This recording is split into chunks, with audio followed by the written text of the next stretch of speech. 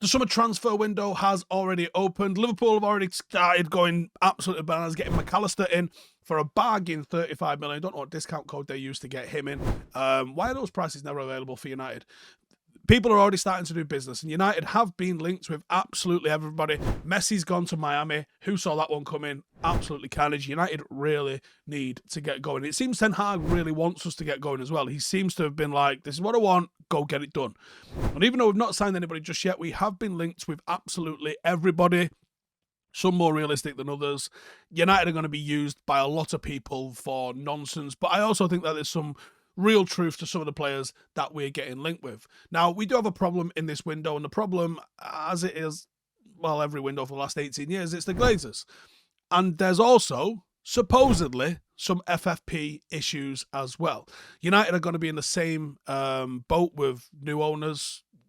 Even if we get Qatar and they decide to splash loads of money, there's going to have to be some jiggery-pokery to make this all work, it seems. Some reports even suggest that we might not have much more than 150 million to play with. And if that's the case, and United act cleverly, we might be able to make that 150 million stretch a little bit. So let's have a look who United could get if we've got 150 million to play with.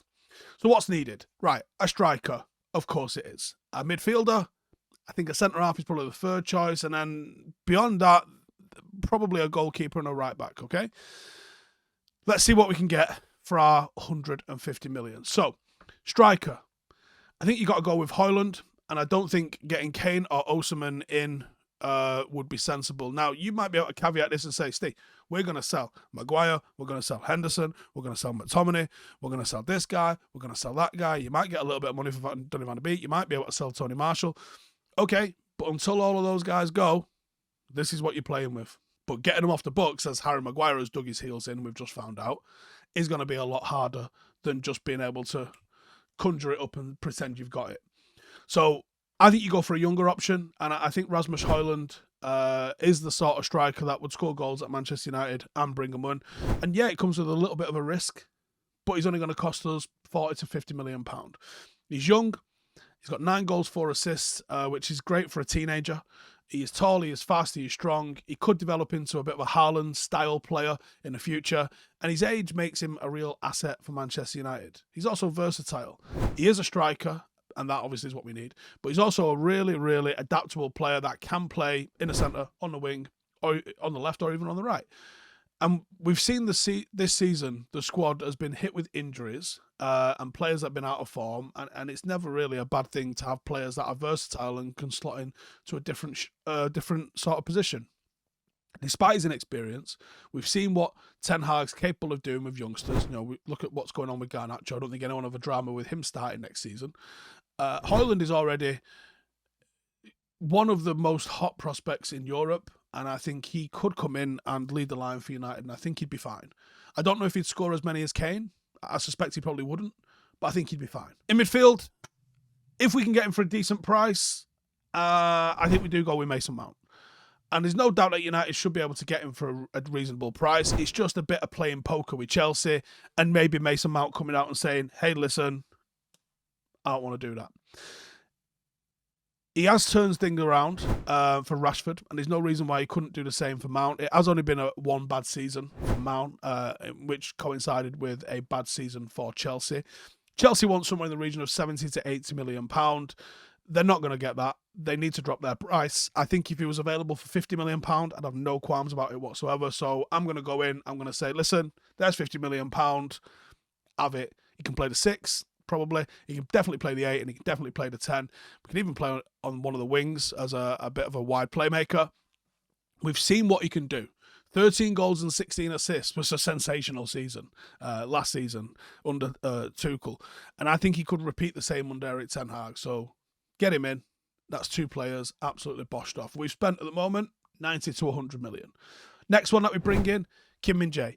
Kim Min-jae is a beast that is absolutely ready and made for the Premier League. He's a rugby league forward. He is lean. He is physically massive. He is quick. He is agile. He reads the game well. He's got an ability to split passes. Nobody really gets past him. He's just incredible. Napoli brought him in thinking he'd be the perfect replacement for Koulibaly, and I actually think he went beyond that and was better than what Koulibaly was for Napoli, which was a high bar. He can defend. He's in the top 5 for players on interceptions, on blocks, on clearances, and aerial duels. He can play. He is ranked in the top 10% of Europe's top 5 leagues for pass completion. He's also in the top 12% for progressive carries. The guy can step into midfield with the ball, and he's a beast. He's a similar sort of physicality to what we saw with Virgil van Dijk. 6'2", 86 kilogram, and he gives us depth at centre half. Whether he wants to switch it to a back 3 and play him, Varane, and Martinez, maybe a City away, something like that, or he puts a little bit of pressure on the other 2, or maybe he just comes in and plays alongside Martinez. And one of the ones we didn't see coming is maybe Varane's moved on because he's not quite got the resiliency to play 50 games a season. Those are the options. Either way, right there, we've just spent around £130 million. And I'm going to try and bring in one more. Now, this guy's not my first pick for a goalkeeper. Unless we start selling people, we're going to have to cut our cloth, right? This isn't a video game, and I don't have the cheat codes. You got to just play with the money that we've got. So in terms of a keeper, I'm going to go with Jevan Dloof from Rennes. Now, he is great on the ball, unlike De Gea, and he would add a lot of stability to United's spine. He uses both feet. He's really good with his short passing. He also finds the fullbacks with a little clip. And he's got a bit of a ping on him as well. He is good in the air. He's stopped 10% of all crosses that have come into his box, which puts him in the top 3% in Europe. He's an excellent shot stopper, saved 81% of the shots that he's faced, which is the best out of any of Europe's top 5 league goalkeepers. The best. Not the best, the best, right? And he's young, he's 23. He's already played a full season of men's football in France, which is obviously one of the top leagues, and he's only valued at 5 million. Now, United come calling that triples, right? So even at 15 million, that's an absolute bargain. And it's a keeper that's statistically better than David De Gea.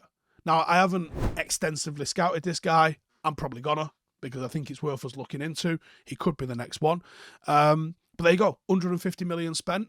And if we start to ship some players off, you might be able to bring in even more. You know, there's even free transfers like Rabiot or Tielemans that you might be able to bring in and bolster out the side as well. There's no need to panic, yeah? If you don't have to sign 80, 90, 100 million pound players like your Declan Rices or your Harry Kanes, right? Neither of those should be that price in the circumstances they find themselves in this season. Then there's still great players out there to be signed. Let me know yours. 150 million to spend. Who are you getting? Stick it in the comments. See you in the next one. Hey, thank you for watching the video. If you are new around these parts, then don't forget to subscribe. My channel is proudly supported by my community on Patreon. If you'd like to get a little bit of extra content, a Discord group, meetups, 5-a-side games, weekly podcasts, behind the scenes, and even an occasional bit of transfer news as and when I get it, then for the price of a pint, you can show your appreciation for the content that we make and get some goodies for doing so as well. Check the link in the description or click the button right here. You'll also find all of my socials here too if you want to follow me on any of those platforms. Nice one.